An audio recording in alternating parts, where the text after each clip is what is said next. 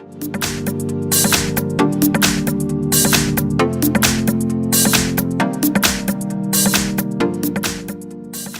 I have KRUGER Matz Live 7 and let me show you how to check IMEI number on the following device.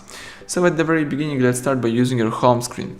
Then let me show you how to check IMEI by using the secret code. So let's open the phone's dialer right here and let's use the following secret code: *#06#, and as you can see, the IMEI number just pops up. So let's tap OK to close this window, and you can check out the IMEI and serial number also by using the settings. So let's find settings, scroll down, choose here system, select about phone, and from the following options let's find and select status.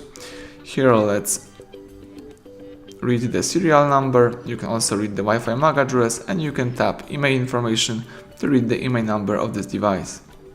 So that's it, everything went well, thank you for watching. Please subscribe our channel, leave thumbs up under the video.